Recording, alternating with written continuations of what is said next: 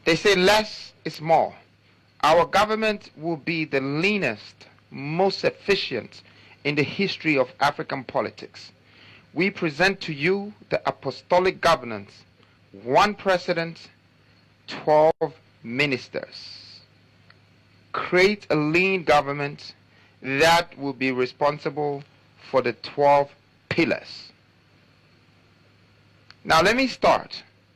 I'm going to press this, like when you go into one of these, maybe we can press one of them, and let's pick one. I'll take you through a few of the ministerial mandates, because I think it's very important that you know what they have to do. So we start with Ministry of Finance. Over the years, there has been a lot of judgment debts, a lot of salary shortage, a lot of paying and paying and paying without returns. We realize that, not to put blames on anyone, that the Ministry of Finance is struggling.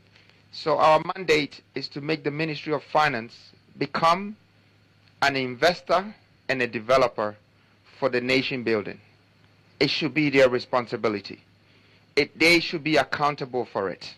You know, we want them to be able to go to the sovereign fund, the IMF, and ask for 10 billion for a project that would be supervised, monitored, controlled by us, our investment going into industrial, going into commercial, going into retail. We should be a part of it, and we should control it. And there should be returns. We should not just use our Ministry of Finance for spending. We should use our Ministry of Finance for investment. We have to purchase for right purposes that brings returns. The returns that will pay the salary of the workers of this country. And that's how it should circulate, just to stabilize our economy. I can pick maybe trade as well. Well, trade, it's been like a dormant ministry for me over the past decade. And the mandate for trade is to make Ghana one of the biggest African exporters. The aim of having all of these 16 industrial, regional industrial revolution, and having a development in minerals and agro processing and packaging and food and this and that, is to be able to trade. Now let's think about AFTA. AFTA is a big project. That's 54 countries of Africa have registered with AFTA. What were they thinking? They don't have the resources. They don't have the products to distribute among these 54 countries. Where was the product going to come from? Were we going to import it? Or somebody else was going to come and put these plants in this country and trade in Africa? Ghana stands to be the flagship, the star, the black star of Africa that will have the power of distribution. They have the waters connected to the coast that can just distribute regionally and continentally. And we feed in that gap for AFTA. It's a great opportunity for us. We should look at Ministry of Agriculture. The mandate for Ministry of Agriculture is to establish the National Seedling Bank. And an industrial irrigation systems to support it. But we have the National Seedling Bank. Like we already said in the reserves, we will have a century of food guaranteed for us. And it would be the mandate of Ministry of Agriculture to see to it that it's being monitored, supervised, managed, controlled, and for the public and the citizens of Ghana to get jobs out of this mandate. For the citizens of Ghana to create wealth out of this mandate. But that's what I believe the ministries should be doing. For these 12 apostles should make sure the pillars don't break.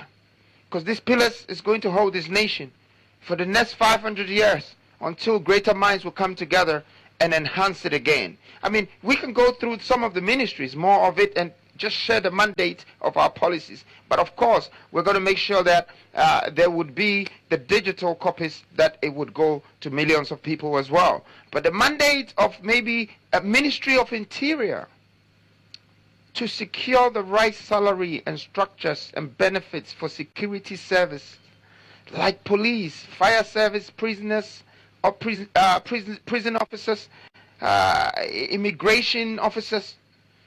I mean, if we want to minimize corruption, the first thing we need to think about is to give value back to our people.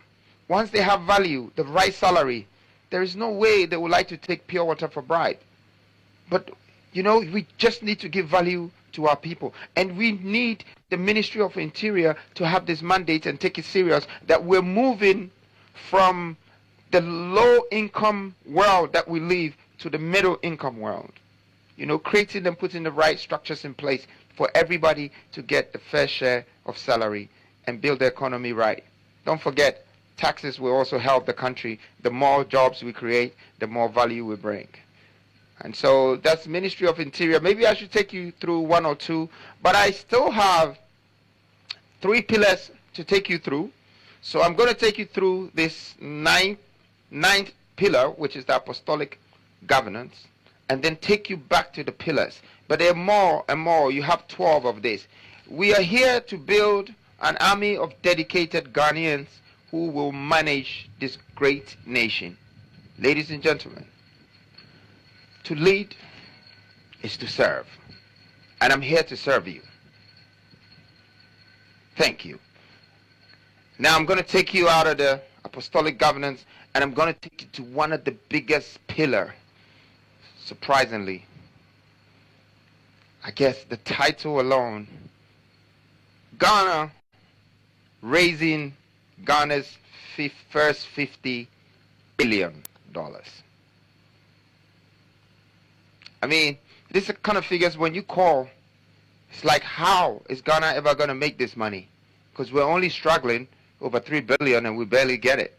So how are we going to raise $50 billion? Yes, we are going to raise $50 billion. Says who? Says the young man standing in front of you. This vision and this policy is going to make it happen. If you ever wondered where all this money will come from, well, this is it. And it's very simple. So we decided a collaboration between the Ministry of Foreign Affairs and the Ministry of Interior come together for one purpose: to empower the immigration services of this country and create the citizenship package to monetize Ghanaian citizenship only for Africans. Now I know that this vision and this idea is going to save Ghana, but it's the phase 1 of it.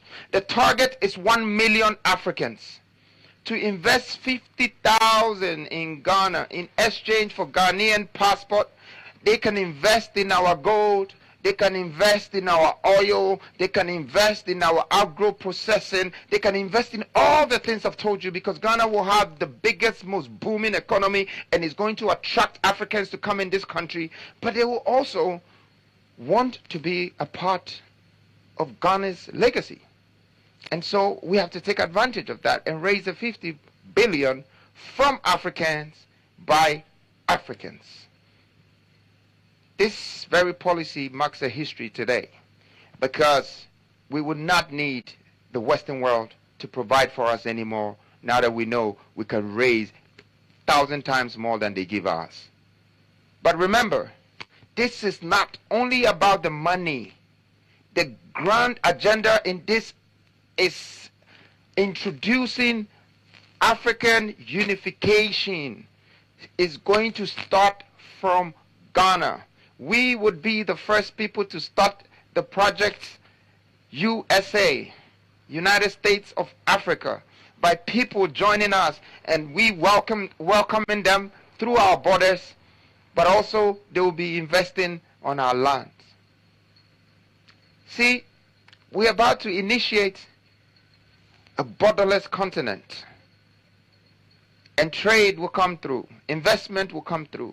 Our neighboring countries will join us. We're about to join hands. We're about to have an entangled economy that cannot be broken anymore, that cannot be separated anymore. See, we have been regionally separated by borders, and internally we have been separated by tribes.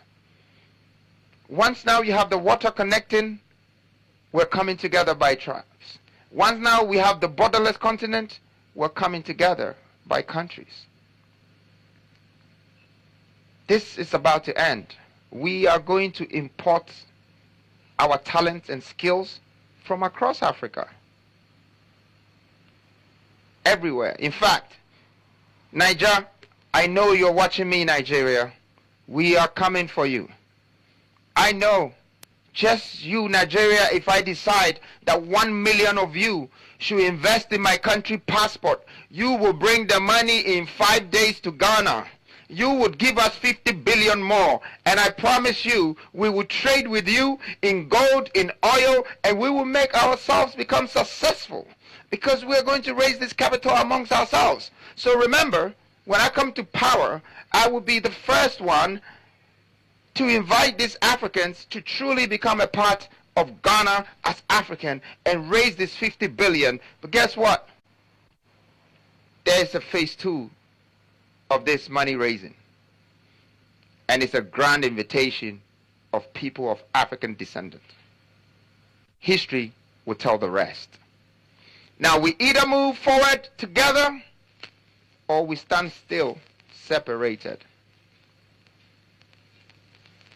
And it's one of my favorite pillars.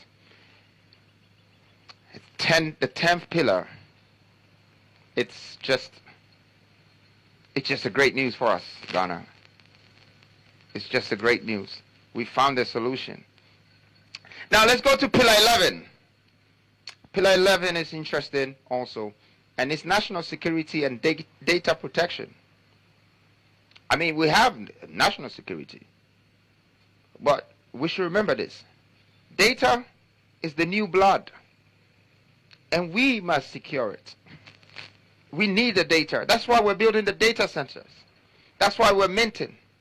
That's why we're building the blockchain and the Web3. The Web3 to store the data and information of this continent. Our aim is to build Ghana's first Web3 platform to support the National Sovereign Wealth Fund. Migrate all national data to a national Web3 platform and store our health records. I mean, to build this government blockchain, it should have the department to really store our health records, our academic records, our stocks of commodities, and agro reserves on the blockchain network, our gold reserves, our land reserves, all the reserves. See, you could see that these pillars are supporting the ministries, and now corruption will be hard for one to commit. Because we're creating wealth, creating jobs amongst ourselves, and we don't need to rob ourselves anymore. But we need to have these platforms to support our stocks and our records. See, we have to make the government transactions, data and information transparent. This system is going to make it impossible to edit. You can't enter again. If we have 10 million ounces of gold, we have 10 million ounces of gold. If it's reserves, no one can change it. You can't edit it. We have to make this a national data and information base that is also publicly accessible. That is the free country that we want to live, with such an economic freedom. That's what we need. At this point, transparency and accountability is a necessity. We need it as a country. Now, if the government wants to know you, or the government wants to know about you, then you must know about the government. And that's what our new Ghana is going to do for us. Transparency. Bring real accountability and responsibility. Pillar 12, we're coming close to the end of this presentation. And Pillar 12 is the pillar at the cornerstone of this country. That a lot of people cannot see the value of it, and we did not invest in it right. So we're now becoming victims to the international world for those who have trained theirs and made theirs better. And that's sports and the creative industry. Well, I know that Ghana has breeded a lot of stars, musicians, footballers, but how many of them? You can probably count them. Our approach to the sports and creative industry is ownership and control. We need this. We need ownership and control. We have to own the academies, own the music catalogs, and own the distribution power. How are we going to do this? Let's start by the sports. I mean, first of all, everybody watches football from outside every day, and they actually depend on it. But hey, we can invest in the sports sector. Basketball, lawn tennis, and boxing, and etc. Well, this is our plan. First, we're going to build 16 multifunctional sports academies in all the regions, because we don't know where Ronaldo is, we don't know where Messi is. You can find them in any of the region, and therefore we're not going to discriminate. We make sure that there are academies to search for these talents everywhere in Ghana, and we're going to nurture them, grow them, own them, and they also have to own us. Now, what happens when we build these multifunctional sports academies? You see, it attracts something. It attracts educational investors, where they come to yourself to the academies. And your child might be in the academy, but there is an education to support them, so they just don't become a footballer without knowledge, or they just don't end up with their knowledge in their foot. They have to also learn about their country and their resources and what they can create. It will also, obviously, apart from the educational facilities, I believe that there could be other things that it will attract in every region to discover more talent. But the point is, we're trying to breed athletes, world-class stars, because they contribute to our economy. One artist can bring billions home in value through endorsement and many things, but we have to start nurturing them now. We have to start building all these platforms and bringing them out from Ghana, and even finding more beyond our borders. We have to also think about how we're going to offer these scholarships, these exchange programs, through partnerships and partner schools with talented students, and then work with them. So that's for me with sports. Although I don't spend too much time for sports, I know that it has a future in Ghana especially. But let's go to entertainment. Entertainment for me is very interesting. You know, we have the likes of some of the greatest artists coming from this country, you know, and we go way back from Osibi says, when they made it to the international platform, but we couldn't protect or secure their royalties because we didn't even build the machine. Today, the THENEWFORCE have decided to build the right machine for pushing the Publishing Act that protects the IP of our content creators. I mean, you're talking from bloggers to influencers to YouTubers, authors, painters, musicians, music softwares and filmmakers and software licenses, all of this. We have to protect it. We have to claim the royalties. And we have to make sure that it's circulating in our economy because they're part of us. You know, to allow artists to hold on to their catalogs such that they're not sold for patents. That's one. Two, we need to build a world-class studio. Ghana is the black star of Africa. This studio needs to be in Ghana. We need to build that studio, that Hollywood type studio, that Tyler Perry studio type. And that is going to attract the market from other countries. It's going to boost tourism. It's going to bring people from South Africa, Nigeria, England, Europe, America to come here and make their movies and do their production. And of course, we need to entrust the national security to partner or collaborate with the NCA and the cybersecurity department to clamp down the piracy completely. That's the biggest corruption in this area. And I know the likes of all the musicians in this country right now, artists and everybody, you need this. I need it for you too. We need to clamp it down so we can get our real residual income, our real royalties will come to us without people intersecting or interjecting the funds before it reaches us. Once we secure our publishing terrain, it will elevate our creative industry to deal with international entertainment corporations, such as the Sony, the Universal, the Columbia. You know, we need to partner with them. The iTunes to distribute songs, all the international giants. And talking about creative industry, we can't talk about creative industry without talking about fashion and arts. Now, fashion is important. The way you dress is the way you are dressed. But hey, we have to create a world-class art gallery for the African art and culture. And this comes together. It comes together with the people. You know, you have to mix the two. Create the pattern, the plants, and the production. When I say pattern, I mean you have to understand what fashion is when you go from coton to textile to yard and to the pattern before you bring the shirt or the clothes. And then you have to be able to have industrial power to do more production, excessive production, and distribute. This is where I think what our fashion industry need to go. You know, having power of production and power of distribution by using the cotton right and get the shirts out.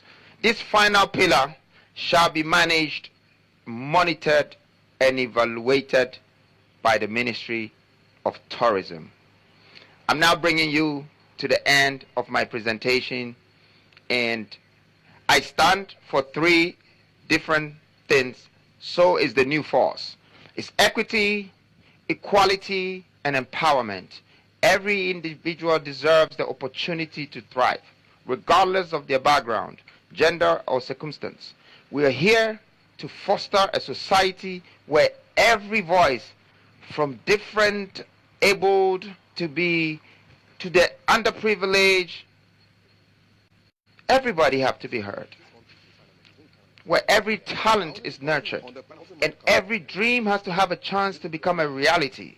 This is our commitment, the new force, to create a new Ghana where equity, equality, and empowerment are the norms, paving the way for a country that is forward, that is inclusive, just and truly a transformation. Let us move forward together. And with this vision, united in our resolve to build a brighter future, a more equitable future for all, for one Ghana, one people, and one nation. Thank you very much for tonight. I would like to bring Kwame back. Maybe I need to talk about the 10-year plan, which is the non-negotiables. The 7 non-negotiables. And how have you been all night? Well, I should be asking you, first of all, that's a masterful job. Thank you. Thank you very much. 2 hours on your feet explaining your vision to the people of Ghana. And there's a lot of reaction and feedback across the portals. So I'm sure there's going to be a lot of plugging into to find out exactly what your vision is. And I want to say thank you for giving the people the opportunity to hear what is in your mind for the people of Ghana. Thank you. And that wraps up our very historic first ever virtual policy launch by Nana Kwame Bediako from the New Force movement. Keep it going. My name is Kafui, and have a good evening. It's 97 days to election 2024. God bless. Well, thank you very much. Once again, Ghana, I really appreciate you for this moment. And I would like to leave you with my 10-year vision. The 7 non-negotiables, principles that will build this country and beyond Ghana borders. Enjoy the vision. And I'm here to serve you. Thank you. Thank you very much. Love you, Ghana. Thank you.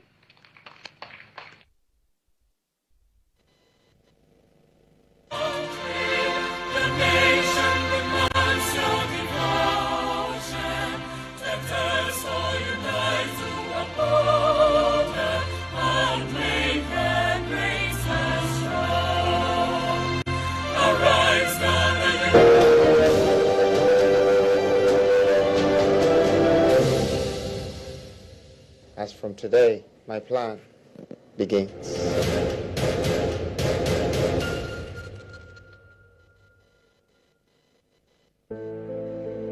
The 16 regions of Ghana are bustling with untapped riches. Western region boasts of $412 billion in mineral resources. Volta region holds $192.6 billion.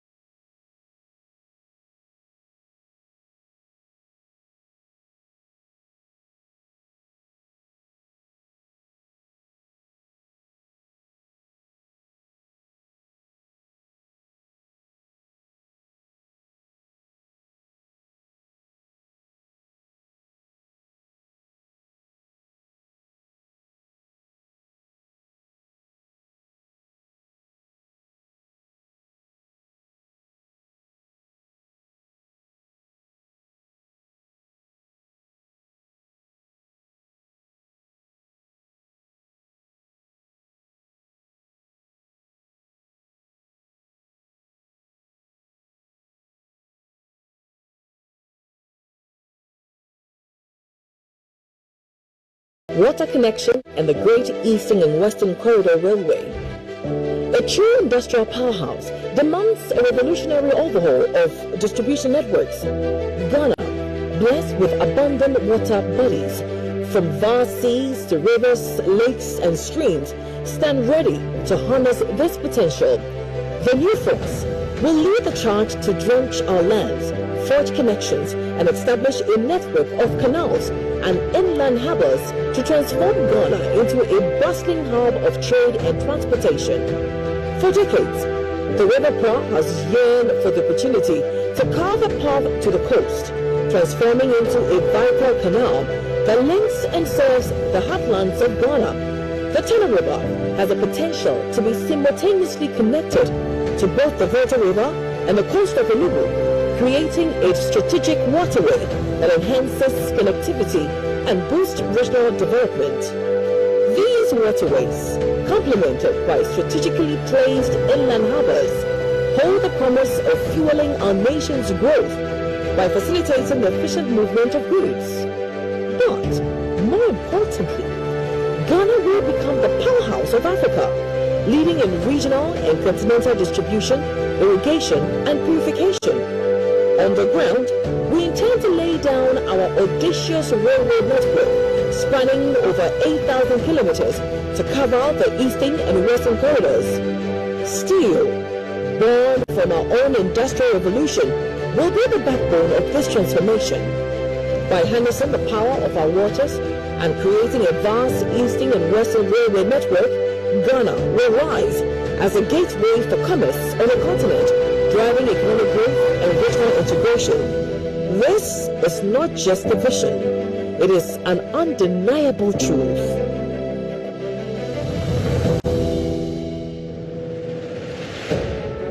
Before the age of enlightenment, our ancestors counted their riches not in papers and coins, but in the intangible bounty of land, herds of cattle, stores of grain, the fruits of labor. These were true reserves that built nations and sustained people. But what about Ghana today? The moment has arrived to unearth our natural reserves and unleash their power. We will start with our gold to back our currency and our oil to fuel our energy needs to ensure Ghana's steady rise in economic freedom. Through large-scale industrialization, manufacturing, production, processing, and distribution, we will extract and refine our own mineral and agricultural reserves, making them the new commodities that nations trade. The new force envisions Ghana becoming the African giant, the titan of wealth and power, with mineral reserves sufficient not only for our needs, but also for distribution to the rest of Africa and the world. The immense mineral reserves will be the foundation upon which we create financial districts, the new Wall Street of Africa. Where nations trade in stocks and reserves, our food security will be ironclad. As the population grows and the world grapples with climate change and wars, our arable lands and agro-processing industries will be bolstered to produce and distribute abundant food to sustain our nation and meet the needs of the African continent. We will introduce a seedling bank where we can nurture and grow seeds into foods for decades, ensuring long-term food security, not just for ourselves, but for Africa. Reserves will build our stocks, reserves will guarantee our wealth, and reserves will feed our needs. West Africa's biggest economy. Ghana is poised to be the natural playground of West Africa, and industrialization will unlock our potential to captivate adventurers, nature lovers, and families. Our industrial revolution will fuel the creation of West Africa's biggest central park.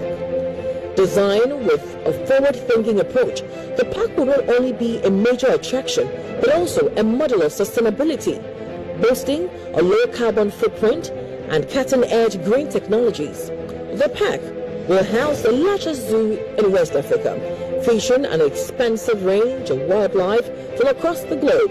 Adjacent to this, a vast safari park, which will offer exhilarating experiences with guided tours and immersive encounters designed to captivate visitors and provide educational insights into wildlife conservation.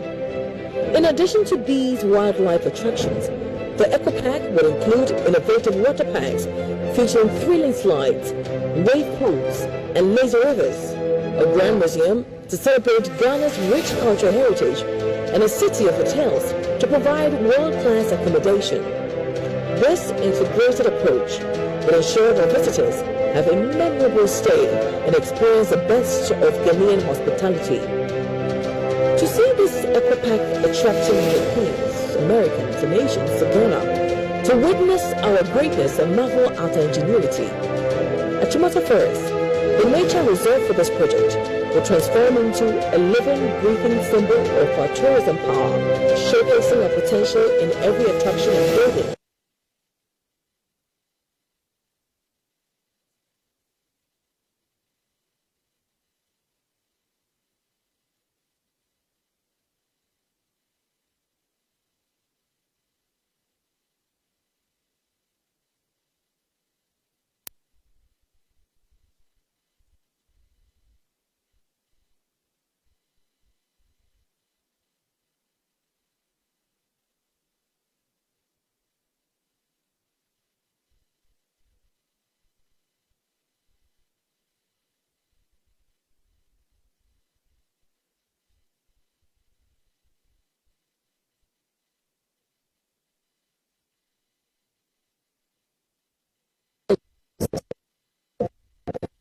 The country's abundant water resources to generate electricity sustainably. Solar power, tapping into the high levels of sunlight, will be crucial for both rural and urban areas, reducing the reliance on traditional power sources.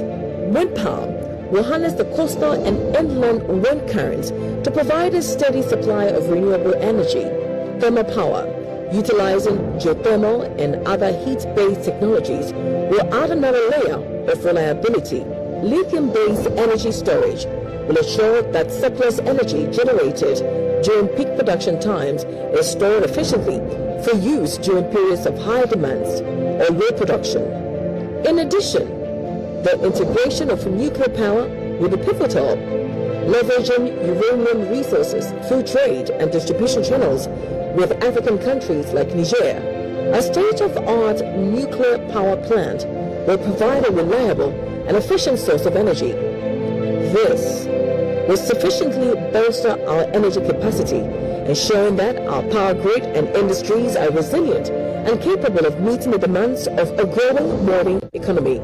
On the technology front, we will create a comprehensive hub for technology, leveraging our own resources and reserves for manufacturing and production, focusing on a wide range of products from consumer electronics to industrial machinery, ensuring that the country meets both domestic needs and international market demands. To support the growing demand for digital services and data storage, we will invest in the development of advanced data centers to provide reliable, secure, and scalable infrastructure for cloud computing, data storage, and data processing.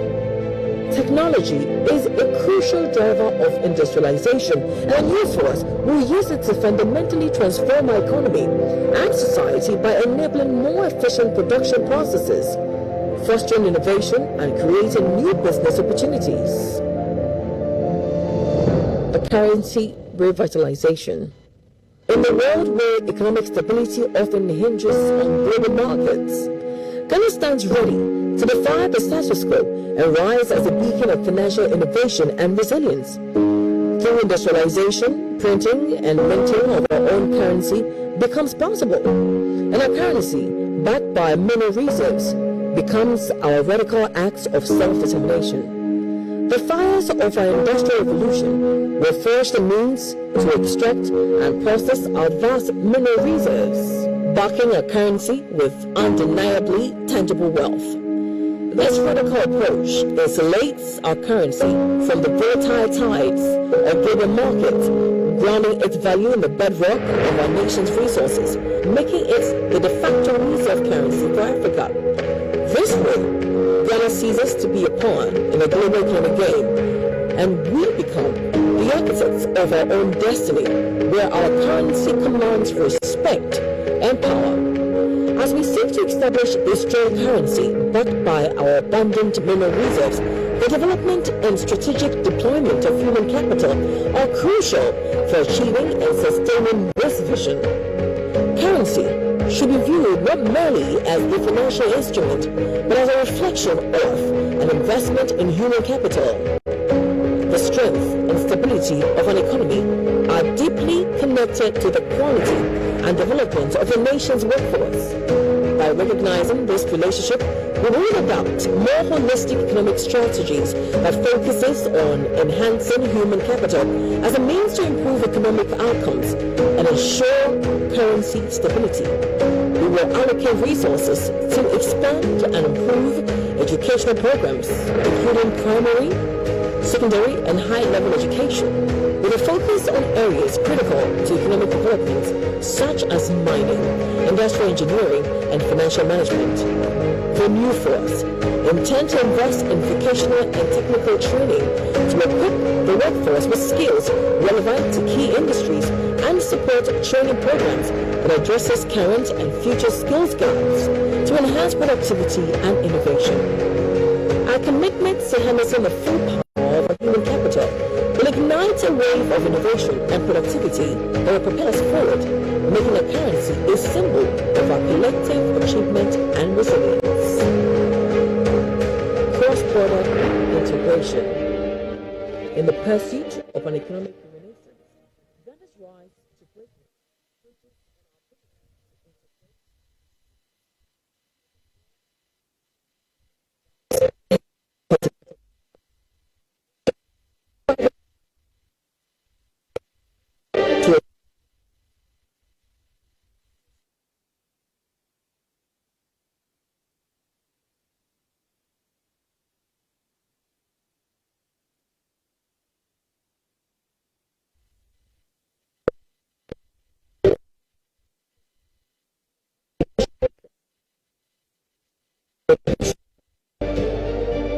Advanced water and rail infrastructure, national reserves, great ecopag, dynamic energy city, and technology hub, and a revitalized currency all culminates in a new era of cross-border collaboration and economic integration.